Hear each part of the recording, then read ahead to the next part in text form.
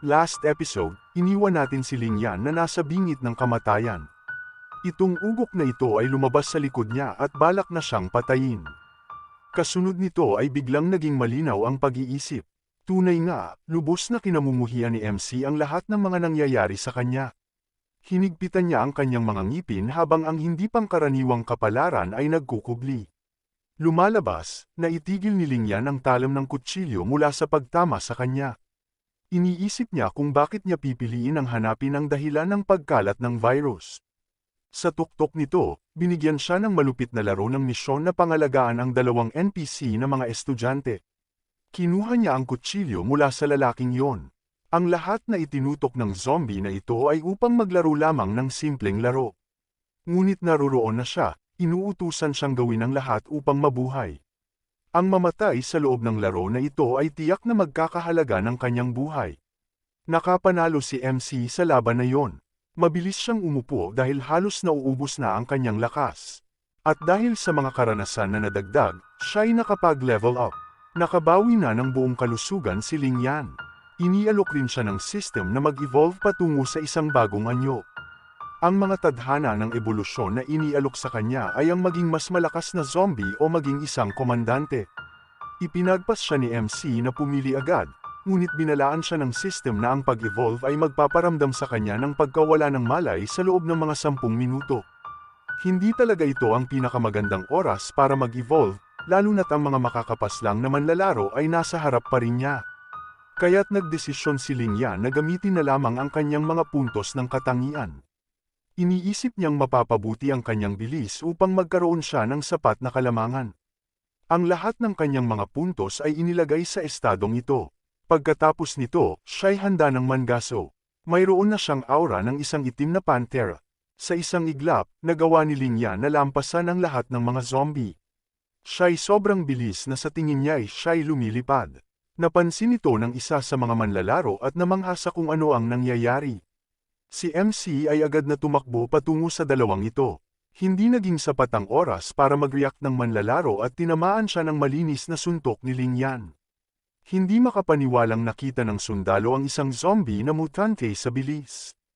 At habang si MC ay patuloy na umatake sa isa pang manlalaro, tumakbo patungo sa kanya ang sundalo. Nagkalat na naman ang dugo. Nasubukan ni Lingyan na harangin ang atake gamit ang kanyang palad. Ngumiti siya dahil alam niyang siya'y nanalo sa laban na ito. Hindi talaga nasa mabuting posisyon ng sundalo para harapin ang anumang atake. Nakagat na rin ni MC ang sundalo. Pagkatapos nito, tumakbo si Lingyan palayo. Patungo siya sa dalawang babae na nagtatago sa likuran. Napansin ito ng dalawang babae at inakalang sila'y nasa kapahamakan.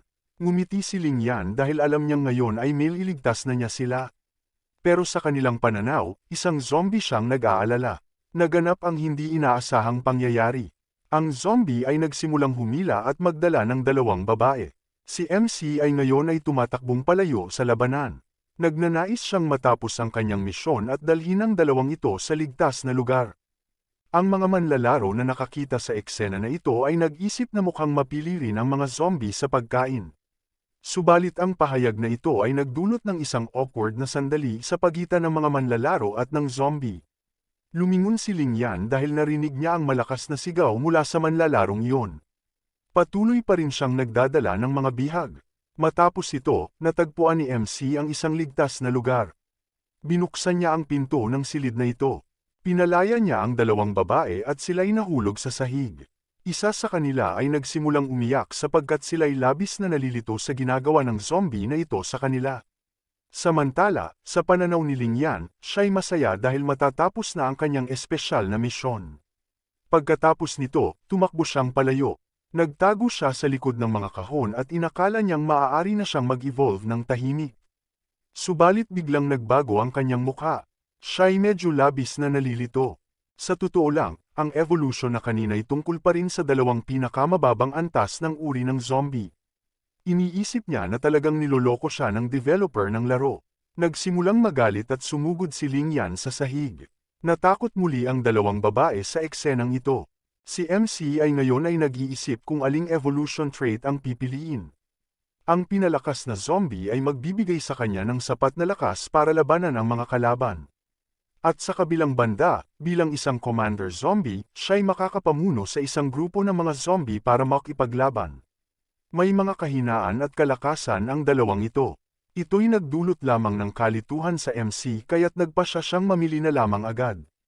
Ang katawan ni Ling Yan ay biglang napalibutan ng pula nitong liwanag. Nakita ito ng dalawang babae at nagtaka kung ano ang nangyayari. Pagkatapos ng ilang segundo, nawala na ang pula nitong liwanag. Ang prosesong ito ay kumuhang lahat ng lakas ni MC. Siya'y bumagsak sa sahig. Inabisuhan rin siya ng system na ang proseso ng kanyang pag-evolve patungong pagiging isang commander zombie ay magsisimula na. Napansin ng dalawang babae na biglang naging tahimik at hindi na naririnig si Ling Yan. Naisip ng babaeng may puting buhok na dapat pa ring mag-ingat. Nakita rin niya ang isang tubong bakal malapit sa kanila. Pagkalipas ng ilang segundo, nagising si Ling Yan. Naririnig niya na ang boses ng dalawang babae. Ang kanyang paningin ay labis na napakakulimlim subalit alam niyang sila'y nasa harap niya. Sa totoo lang, sila'y nagtangkang tumakas. Sinabi ng babaeng may puting buhok sa kaibigan niya na hindi nila dapat ipagsapalaran ang kanilang buhay sa pagiging pagkain ng zombie na ito sa oras na magising na ito. Ngunit nang makita ng dalawang babae na gising na si MC, napansin na niyang ang zombie na ito ay nagising na. Nakita ni Ling Yan ang isang hindi pangkaraniwang status window sa tabi ng mga NPC. Inisip niya na maaari na niyang makita ang kanilang mga attributes at skill. At syempre, ang pag-unlad na ito ay nagdulot ng kasiyahan kay MC. Ang skill na ito ay tiyak na makakatulong sa kanya sa mga darating niyang pakikipagsapalaran. Agad na tiningnan niya ang kanyang status window. Lahat ng stats ni Ling Yan ay malaki ang pagtaas. Bukod dito, nakuha niya ang isang bagong skill na may kinalaman sa kanyang trait sa evolution. Ngayon ay maaari na niyang gamitin ang skill na magbibigay sa kanya ng kakayahan na pamunuan ang mga zombie sa kapalit ng kanyang vitality point. At dahil natapos niya ang espesyal na misyon, nakakuha rin siya ng gantimpala para sa submission. Ang pag-save sa dalawang NPC ay nagdagdag ng 5 puntos sa pabor abilidad sa kanilang pagitan. Natanggap din ni Ling Yan ang karagdagang gantimpala para sa pagkumpleto sa misyon na higit pa sa kinakailangan. Nakakuha siya ng militar na pang-aitet at 1 punto ng kasanayan. Kaya't inihalaga niya na talagang sulit ang pagsasagawa ng mga submission. Ang punto ng kasanayan na natanggap niya ay inilaan sa kanyang kasanayang commander. Ipinag-upgrade nito ang kasanayan kaya't ngayon ay kayang utusan ni Ling Yan ang mga zombie ng 5 segundo. Naramdaman niya ang ginhawa dahil unti-unting nagiging maganda ang takbo ng mga bagay-bagay. Tinangka niyang kausapin ang dalawang babae. Sinabi niya sa kanila na hindi na kailangang mag-alala dahil narito siya upang iligtas sila. Ngunit hindi ito naging mukhang ganon. Tila ba natakot pa lalo ang mga babae sa ekspresyon ni Ling Yan. Pareho na silang malapit ng umiyak dahil sa nangyayaring ito. Pagkatapos nito, lumabas si Ling Yan sa silid. Ito ay naguluhan ang dalawang mag-aaral. Nag-aalala sila kung bakit isinilamat niya sila ang zombie. Ang susunod na bagay na kailangan nilang gawin ay makatakas sa lugar na iyon. At habang naglalakad sila palabas ng silid, napansin nila na nawala na ang lahat ng mga zombie sa palapag. Nalaman nila na ginamit ni Ling Yan ang kanyang kasanayang commander para utusan ang lahat ng mga zombie na pumunta sa ikalawang palapag. Ito ang tanging magagawa niya upang tiyakin ang kaligtasan ng dalawang babaeng ito. Subalit habang ginagamit niya ang kanyang kasanayan, naramdaman niya ang nakakatakot na aura na bumabalot sa kanya. Alam ni Ling Yan na ang aura ay nagmumula sa itaas. Binalaan din siya ng sistema na siyang nagpapahiwatig na pumasok siya sa teritoryo ng isang zombie lord. Kung matatalo niya ang halimaw na ito, maaaring mapasa kanya niya ang teritoryong iyon. At yun nga, dahil matalino si Ling Yan na zombie, pinili muna niyang umalis bago harapin ang ibang zombie lord. Isang babala ay lumitaw sa harap niya. Ipinabatid ng sistema kay Ling Yan na kaka-trigger lang niya ng isang mahabang yugto ng nakatagong misyon. Ang tungkulin ay talunin ang zombie lord upang mas makakuha ng higit pang mga teritoryo. Ang mga lord-type zombies ay nag-a-drop din ng iba't ibang kagamitan at items. Simpleng tao si Ling Yan. Kapag nakakita siya ng mga gantimpala, agad niyang binago ang direksyon at ngayon ay papunta na siya sa pangunahing zombie boss ng gusali. Agad niyang naabot ang ikalawang palapag. Tumigil ang MC natin sa pagtakbo nang maramdaman niyang malakas na presensya sa ikatlong palapag ng gusali. Inisip niyang baka ang Zombie Lord ay may antas na mas mataas kaysa sa kanya. Ang kanyang teorya ay napatunayan ding tama sapagkat nanatili ang iba pang normal na mga zombie sa ikalawang palapag. Wala ni isa man ang naglakas loob pumasok sa tirahan ng Zombie Lord. Gumamit si Ling Yan ng kanyang kasanayan na Commander upang pisanin ang lahat ng mga zombie sa ikalawang palapag na malapit sa kanya. Nais niyang gamitin ang mga ito bilang kanyang proteksyon kung hindi niya kayang talunin ang Zombie Lord. Pagkatapos nito, nagkaroon din siya ng mga paghahanda. Ginamit niya ang kanyang status window at nakuha ang porma ng ikatlong palapag. At yun nga, dahil sa lahat ng bagay ay handa na, dahan-daang tinungo niya ang tuktok. Napansin din niya na ang kanyang katawan ay nagsisimulang magino dahil sa presyon na nilalabas ng Zombie Lord. Pero alang-alang sa pagtanggap ng mga kamanghamanghang gantimpala, handa niyang tiisin ang mga bagay na ito. Naharap si Ling Yan sa malaswang amoy. At habang siya'y patuloy na naglalakad, napansin niyang may isang kakaibang zombie sa kabilang dulo ng pasilyo. Kinuha niya ang status window ng zombie na ito at napag-alaman niyang ang pangalan nito ay hindi pa alam. Isa itong medium-sized na pinasigla na zombie at ang banta ng panganib ay mataas. Napansin ng pinasigla na zombie ang presensya ni Ling Yan. Binaliktad nito ang ulo at ipinakita ang kanyang mukha. Nakita rin ni Ling Yan ang lakas ng zombie na ito, at ito ay mga 30 na puntos sa estadistika. Alam niyang nasa malalim na problema siya kung magagawang atakihin siya ng halimaw na ito. Swerte na lang at napakabagal ng agility nito kaya mas mabilis si MC. Nagkulay abo ang halimaw na zombie kay Ling Yan. Ang simpleng aksyong ito ay sapat na upang lumikha ng hangin na kayang magpadala ng mga bagay sa paligid na papunta kay MC. Nagsimula ng habulin ng pinasigla na zombie si Ling Yan. Nag-iisip si MC kung talagang mas mabilis siya kaysa sa malaking halimaw na ito. Naghihirap siyang panatilihin ang malaking distansya sa pagitan nila. Hanggang sa nakita ni Ling Yan ang tanda sa itaas niya. Sumampa siya at inabot ang bagay na ito. Ginamit niya ito upang iwasan ang tackle ng pinasigla na zombie. Nagpapasalamat si Ling Yan sa kanyang sarili dahil sa paglalagay ng lahat ng kanyang mga puntos sa estadistika sa agility. Dahil kung hindi, siguradong walang pag-asa siya laban sa Zombie Lord na ito. Napansin din niyang narinig ang isang salita na binitiwan ng zombie, at ito ay, kain. Hindi na nagpakabahala pa si MC na pag-isipan ito pa ng malalim habang siya'y tumatakbo patungo sa pinasigla na zombie. Kailangang tapusin niya agad ang labang ito at kunin ang kanyang mga gantimpala. Sa isang iglap, nakarating si Ling Yan sa kanyang layunin. Siya ay handang sumalakay. Nagawa ni MC na tamaan ng zombie, ngunit napagtanto niyang ang balat nito ay sobrang matigas. Hindi man lang nito nabura ang kanyang military knife. At dahil siya ay naulila, nagawa ng Zombie Lord na ito ang mag-counterattack. Ito'y nagdulot kay Ling Yan na mapadpad sa kabilang dulo ng hallway.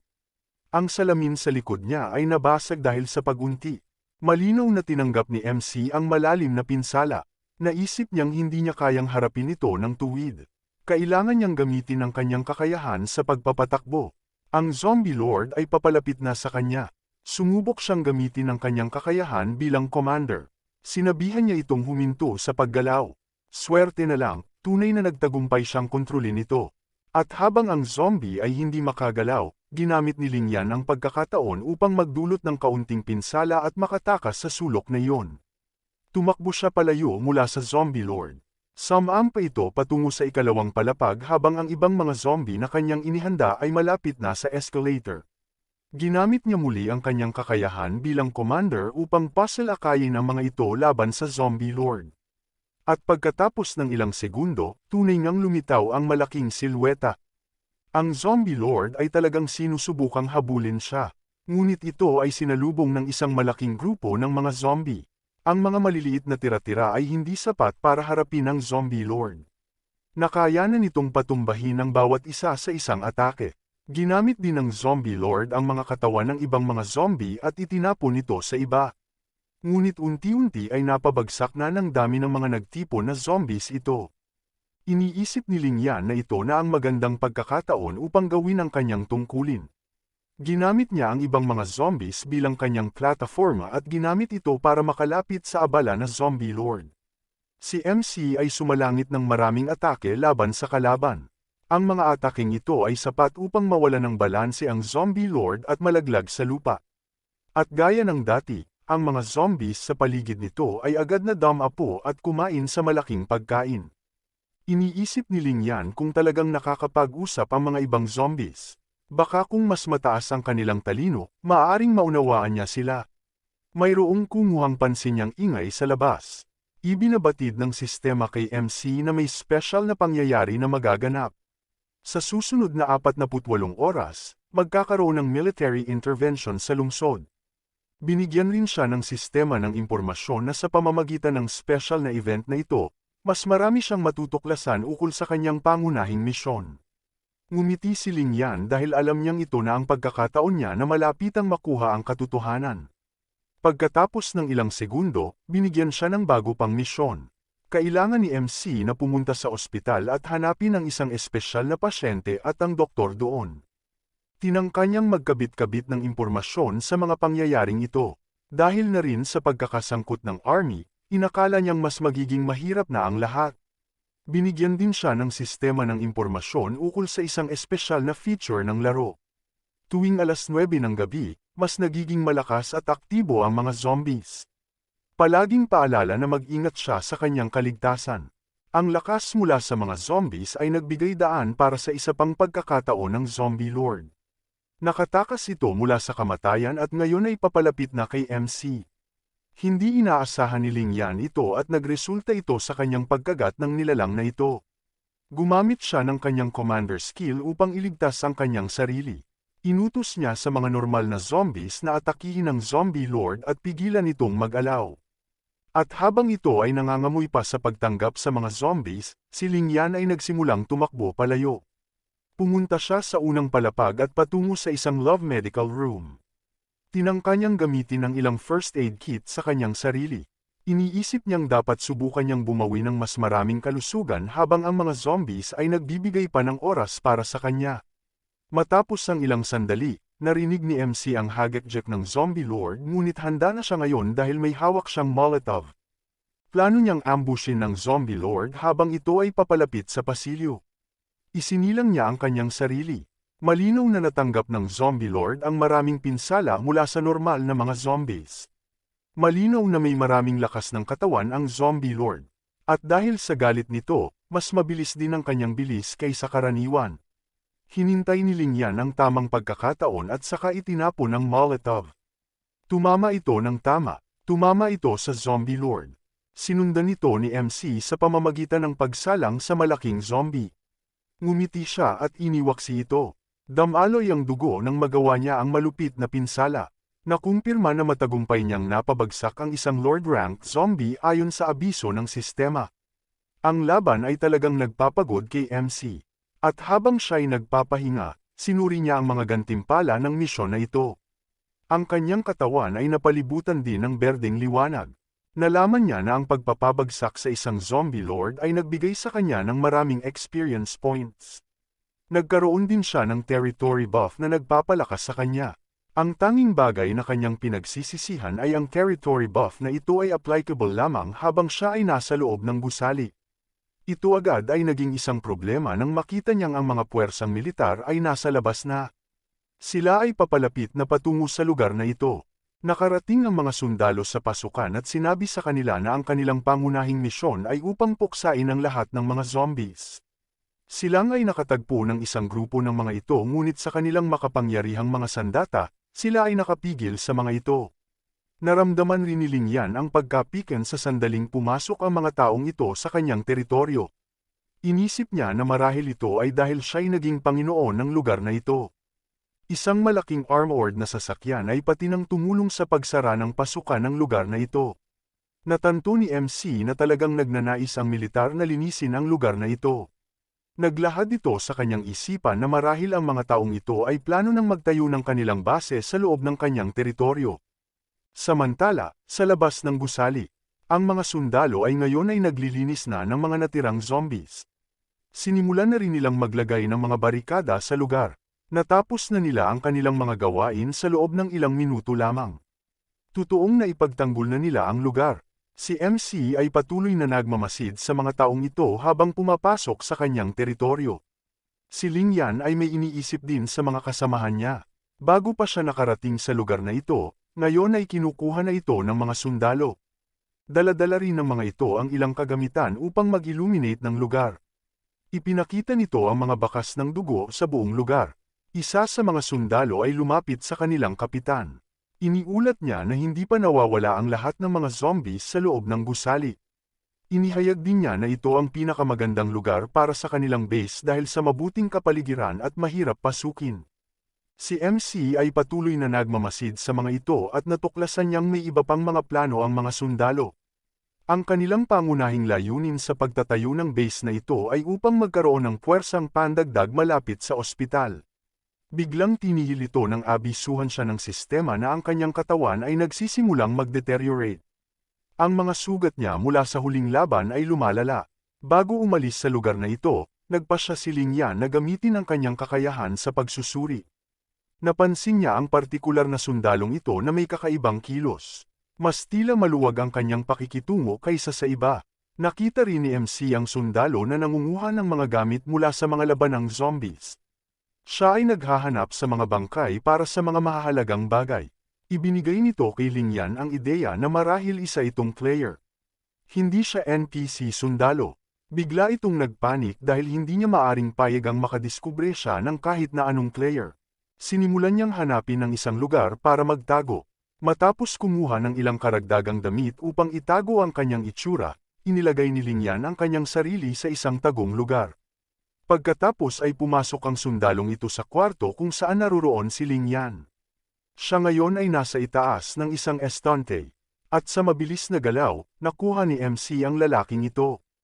Nahuli na ngayon ang sundalo. Mayroon itong malumanay na pananaw na nagmamakaawa. Ginamit ni Ling Yan ang pagkakataon na ito upang makipag-ugnayan sa ibang mga player. Isinulat ni Ling Yan ang isang bagay sa papel. Sinabi niyang hindi dapat sumigaw ang lalaking ito at kapalit nito, hindi niya mawawala ang lahat ng mga bagay na nakuha niya. Agad na naintindihan ng sundalo na wala siyang ibang pagpipilian kaya't pumayag siya. Inalis ni Ling Yan ang bagay na nagpipigil sa kanya na makapagsalita. Nalaman na ngayon na ang player na ito ay may espesyal na propesyon nang siya'y lumikha ng kanyang karakter. Ito'y batay sa kapalaran. Tungkol naman sa pangalawang tanong ni Ling Yan, tinanong niya kung ano ang kasalukuyang misyon ng player na ito. Sinabi niyang ang sistema ay nag-utos sa kanya na pumunta sa ospital. At pagkasagot ng sundalong player sa tanong ni MC, isa pang misyon ang lumitaw sa harapan niya. Ngayon ay may opsya siyang patayin si Ling Yan o makipagtulungan dito. Pumili ang sundalo na makipagtulungan kay Ling Yan sapagkat iniisip niyang pareho silang mga player at magiging maganda itong magkaroon ng mga kaibigan sa laro. Tumaas ang pagkakagusto ng sundalong ito kay Ling Yan ng isang punto. Dahil magtutulungan na sila, sinabi ni Ling Yan na pareho silang may misyon. Ini-suggest ni MC na dapat magtulungan silang protektahan ang isa't isa. Para kay Ling Yan, kailangan niyang makaalis sa gusali nang hindi makikita ng mga sundalo. Pumayag ang player na ito sa kanilang plano at sinabi kay MC na hayaan na niyang asikasuhin ito. Pagkatapos nito, sinabi ng sundalo sa kanyang grupo na dapat silang lahat ay pumunta sa ikalawang palapag dahil natuklasan niya ang isang napakalaking bagay. At dahil ang iba pang mga sundalo ay mga NPC lamang, sumunod sila sa kanyang utos. Natuwa si Ling Yan dahil talagang nakipagtulungan ang player na ito sa kanya. Nakalabas si MC sa gusali nang walang anumang problema. Salamat sa ibang player. Sa ngayon, ang kailangan na lamang niyang gawin ay patayin ang isang zombie upang maka-level up ulit. Ang tanging problema ay lahat ng mga zombie sa labas ay pinatay na ng army. Hindi siya makahanap ng anumang isa na kanyang maipapatay. Nagsisimula ng maging matigas ang katawan ni Ling Yan. Kailangan niyang makabawi ng kanyang kalusugan at makahanap ng isang zombie. Napansin rin niya ang presensya ng ibang zombie lords mula sa ibang mga gusali batay sa aura na kanilang inilalabas. Si MC ay saka pumunta sa isang abandoned residential building malapit sa kanya. Alam niyang ang boss ng lugar na ito ay nasa tuktok ng gusaling ito. Iniisip niyang hindi niya ito agad na pwedeng haminin dahil sa kanyang kasalukuyang kalagayan. Ngunit wala siyang ibang pagpipilian dahil wala nang ibang zombie na malapit sa kanya. Nawala rin ang benepisyo ng buff mula sa kanyang teritoryo. Sa wakas, walang ibang pagpipilian siya kundi harapin ang isa pang zombie lord. Kaya't ito'y nagmadali pumasok sa loob ng gusali. Ang presyon sa loob ng lugar na ito ay mas malakas pa kaysa sa kanyang nakaraang teritoryo. Ibig sabihin, mas malakas ang amo ng lugar na ito kaysa sa kanya. Ang mga buto na nakakalat sa paligid ay may kasamang mga kakaibang costume. Huminto si Lingyan sa paglalakad nang marinig niya ang malakas na ingay sa pinto. Ang nilalang na ito ay pumasok na may sinira nitong pinto. Ang katawan nito ay puno ng mga tinik at mga talam. Ito ay isang uri ng bagong zombie. Sa anyo nito, kitang-kita na ito ay nag-evolve na rin. Ginamit ni MC ang kanyang analyze skill at nakita niyang ang uri nito ay tinatawag na bone corrosion. Ang banta sa kaligtasan ay nasa antas na katamtaman. Agad itong pumunta kay Lingyan pagkakita dito. Napansin niya na mas mabagal ang bilis ng bagong zombie kumpara sa naunang zombie lord na kanyang nakalaban. Nakakuha si Lingyan ng pagkakataon na bamuno gamit ang kanyang kutsilyo. Ngunit ang kanyang sandata ay napagtanggol ng mga buto sa paligid ng katawan ng halimaw. Agad siyang umilag at naglaon ay nagkaroon ng distansya sa pagitan nila. Naisip niyang mas matigas itong kalaban. Ang kanyang naunang atake ay nagpapagalit sa halimaw. Inilabas nito ang isang skill na tinatawag na Iron Skin na nagpapatalas sa mga tinik sa paligid nito. Nalaman ni MC na ang skill na ito ay nagpapalakas sa buong katawan ng zombie at ginagawang sandata ang mga tinik. Nang maglaon, marami siyang natanggap na mga saksak. Gumagamit ng mga buto ang halimaw na parang mga espada. At dahil sila'y mga matalim, bawat saksak ay nagdudulot ng malalaking pinsala. Matapos ang ilang segundo ng pagtatanggol, napaharap si Lingyan sa sulok. Ang zombie lord na ito ay ngayoy handang magbigay ng kanyang huling atake. Ngunit agad na pumukaw si MC ng kanyang sandata. Sinubukan niyang bawasan ang epekto ng atake ng kanyang kalaban ngunit walang silbi. Ito pa rin ay tumagos. Tanging 7 na HP na lang ang natitira kay Lingyan. Malapit na siyang matalo, naisip niyang may isang paraan pa para makipaglaban. Hinawakan ni Lingyan ang isa sa mga buto ng nilalang na ito. Kanyang ginamit ang lahat ng kanyang lakas upang itulak ito, at ito'y nagresulta sa pagkabasag ng salamin sa tabi nila. Ang plano ni MC ay umaasa sa tadhana. Siguradong isa sa kanila ang mamamatay matapos bumagsak sa lugar na ito. At siya'y handang gawin ang desperadong hakbang na ito. Ang halimaw na ito ay nag-counterattack at pinasok pa ang kanyang mga buto sa katawan ni Lingyan. Bagamat ang kanyang katawan ay talagang nasa panganib, naipanatili pa rin ni Lingyan na hawak ang mukha ng zombie lord. Ang nais niya na lamang gawin ngayon ay hilahin ito papunta sa kanya hanggang sa kanilang kamatayan. Alam niyang kahit matigas ang katawan ng zombie na ito, hindi ito kayang magdala ng tama ng pagbagsak. Isang malaking pagsabog ang biglang narinig sa labas ng gusali. Ito rin ang magtatakda ng isa sa mga kapalaran ng dalawang zombie na ito.